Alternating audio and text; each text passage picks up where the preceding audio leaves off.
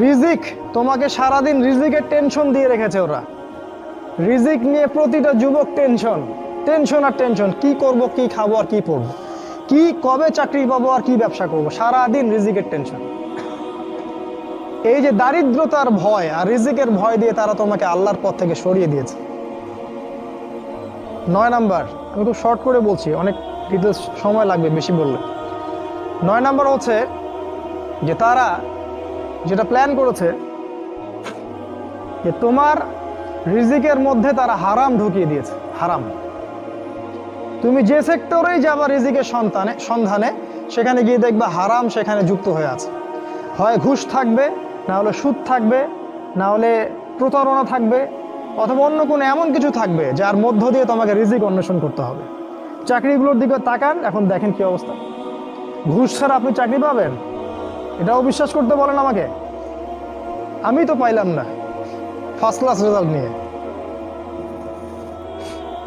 ব্যবসা করতে যাবেন, সেখানেও দেখবেন এমন এমন সিস্টেম করে দিয়েছে, আপনি চাইলেও অনেক সময় হালাল ব্যবসা করতে পারবেন না। একটা হালাল পণ্যের ব্যবসা করবেন, সেখানেও হারাম তারা ঢুকিয়ে দিয়েছে। এগুলো এমনি এমনি হয়নি। আর 10 নম্বর একটা হচ্ছে যে ইসলামিক মানে জীবনের প্রতিটা ক্ষেত্রে বলতে বোঝাচ্ছি আপনার ব্যক্তি জীবন, আপনার সামাজিক জীবন, আপনার পরিবার, আপনার এই যে রাষ্ট্র, বিশ্ব, ইসলামের প্রতিটা ক্ষেত্রে যে একজন ব্যক্তি হবে আপনার আদর্শ, তিনি হচ্ছেন কে? মুহাম্মদ রাসূলুল্লাহ সাল্লাল্লাহু আলাইহি ওয়াসাল্লাম। এটা কার কথা? আমাদের কথা না আল্লাহর কথা? লাকাদ কানা লাকুম ফি রাসূলিল্লাহি উসওয়াতুন হাসানা। ওই উসওয়াতুন হাসানা যাকে আপনার উচিত ছিল ব্যক্তি, পরিবার, সমাজ, রাষ্ট্র সমস্ত জীবনে বাস্তবায়ন করার, এই উসওয়াতুল হাসানা তারা সরিয়ে দিয়েছে, দেয় নাই? এখন আপনার উসওয়াতুল হাসানা কার্ল মার্কস অথবা লেনিন অথবা স্টেলিন অথবা আব্রাহাম লিঙ্কন অথবা অমুক তমুক দার্শনিক, কেউ না কেউ। আপনি মুহাম্মদ সাল্লাল্লাহু আলাইহি ওয়াসাল্লামকে আর জীবনের সব ক্ষেত্রে নেতা হিসেবে গ্রহণ করতে চান না। কথা কি মিথ্যা বলেছি? আপনি হয়তো ইবাদত করছেন তার পদ্ধতিতে, তা আপনি অর্থনৈতিক জীবনে গিয়ে তার হেদায়েত মানছেন না। আপনি সামাজিক ক্ষেত্রে গিয়ে রাসূলের আদর্শ মানছেন না। বিশ্ব রাজনীতি করতে আপনি রাসূলের আদর্শের মোটেই পরোয়া করছেন না, ওটা জাদুঘরে। এই বিষয়গুলোতে আমরাই ভালো বুঝি। অপেক্ষা করতে থাকেন। জাস্ট আমার তো কিছু করার নাই, আমাদের তো কিছু বলারও নাই, আমরা তো মাজলুম এবং দুর্বল। আমরা শুধু এতটুকু বলবো, আপনি just wait until you reach your grave. আপনি যতক্ষণ পর্যন্ত আপনার কবরে পৌঁছান নাই, ওই পর্যন্ত অপেক্ষা করতে থাকেন। তারপরে দেখেন আপনার সাথে কি হয়। যখন ফেরেশতারা কলার ধরে তুলে প্রশ্ন করবে, মান হাযা রাজুল বুইসা ফীকুম, এই ব্যক্তি কে ছিল যাকে তোমাদের কাছে রাসূল করে পাঠানো হয়েছিল, তখন এরা কোশ্চিন কালেও বলতে পারবে না যে ইনি হচ্ছেন রাসূলুল্লাহ সাল্লাল্লাহু আলাইহি ওয়াসাল্লাম। বলে মা আদরি, আমি জানি না, লা আদরি, আমি জানি না। মানুষ কিছু বলতো, আমি শুনতাম। খুবই ভয়ঙ্কর জায়গা। একজন সাহাবীর নাম বলি, সাদ বিন মুয়াজ রাদিয়াল্লাহু আনহু। নাম শুনেছেন? তোমরা তো শোনো নাই মনে হয়। সাদ বিন মুয়াজ এত ভালোবাসতেন নবী তাকে যে তার মৃত্যুতে রাসূল সাল্লাল্লাহু আলাইহি ওয়াসাল্লাম এত কষ্ট পেয়েছিলেন। সাদ বিন মুয়াজ আনসার সাহাবী ছিলেন। তার একার দাওয়াতে প্রচেষ্টায় মদিনায় বহু মানুষ ইসলাম কবুল করেছিল।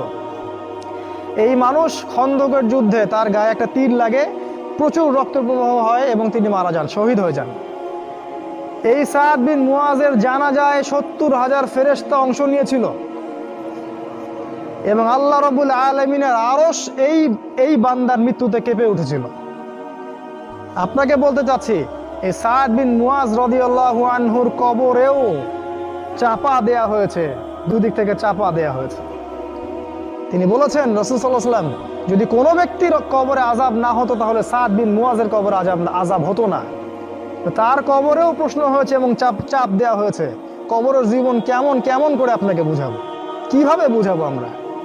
আমাদের বুঝানোর কোনো ক্ষমতাই নাই। আজকে আপনি রাসূলের আদর্শকে পরোয়া করছেন না। কাল যখন আপনাকে রেখে আসা হবে ওই যে বিসমিল্লাহি আলা মিল্লাতি রাসূলিল্লাহ বলে, তখন বুঝবেন যে রাসূলের মিল্লাত কাকে বলে। আল্লাহ পাক আমাদেরকে উসওয়াতুল হাসানা নির্ধারণ করা তৌফিক দান করুন।